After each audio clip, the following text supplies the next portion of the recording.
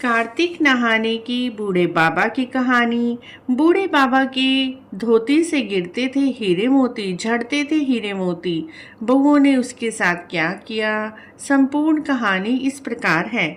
एक बूढ़े की 7 बहुएं थी। वह अपनी बहुओं से कहने लगा, मेरा तो कार्तिक नहाने का मन है, क्या तुम निभा दोगी? 6 बहुओं ने मना कर दिया। तब बड़ी बहू ने कहा, पिताजी मैं निभा दूंगी, आप मेरे यहाँ कार्तिक नहा लेना।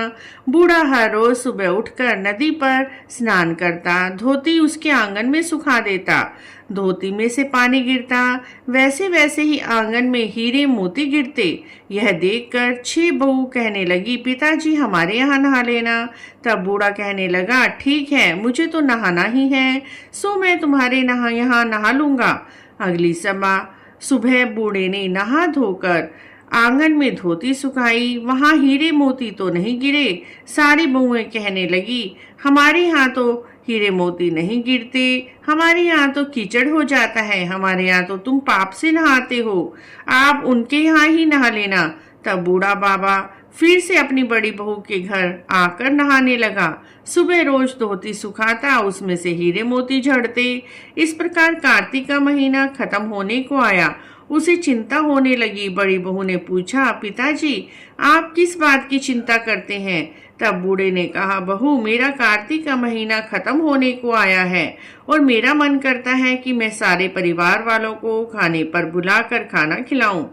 तब बहू बोली, इसमें चिंता की क्या बात है, आप सारे परिवार को खाने का न्योता दे दो। जब बूढ़ा न्योता देने गया तो 6 बहुओं ने कहा, हम तो तुम्हारे घर तभी आएंगे जब बड़ी बहू घर पर नहीं होगी। बूढ़ा वापस आकर फिर से चिंता में बैठ गया।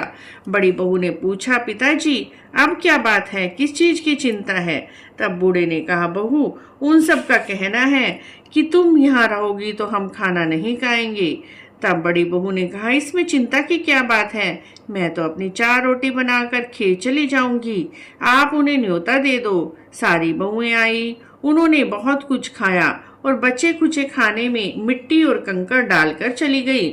उन्होंने सोचा, अब तो बड़ी बहू आकर खाना देखकर परेशान होगी जब उसे कुछ खाने को नहीं मिलेगा। जब बड़ी बहू खेत में जा रही थी तो खेत में बोली, राम जी की चिड़िया राम जी का खेत, चुग लो चिड़िया भर भर पेट। मेरे ससुर जी ने घर में जगह दी, मैंने आपको खेत में जगह दी। इस प्रकार वह चिड़ियों को बाजरा डालकर घर आ गई। तब बूढ़ा उसे उदास बैठा मिला।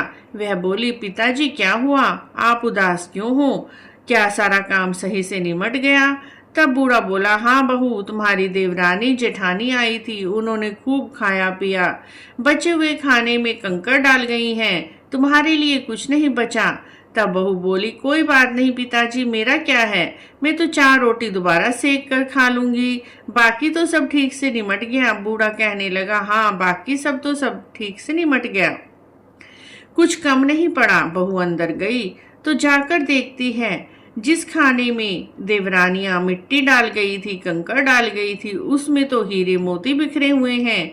घर महल बन गया है, सारे घर धन दौलत से भर गया है, अन्न के भंडार भर गए हैं। उसने ससुर जी से कहा, पिताजी आप तो कह रहे थे मेरे लिए कुछ नहीं बचा, मेरे घर में तो मोती हीरों की बारिश हो रही है, जहाँ देखो वहाँ धन दौलत की वर्षा हो रही है, अन्न के भंडार भरे हुए हैं, घर महल बन गया है।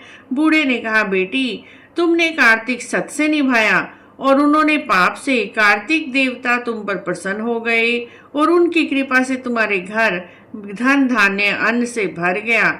हे कार्तिक के ठाकुर, जैसे बड़ी बहू पर बरसे वैसे ही इस कहानी को कहते सुनते हुंकारा भरते, सब पर बरसना, सबके अन्न धन के भंडार भरना, सुखी परिवार देना।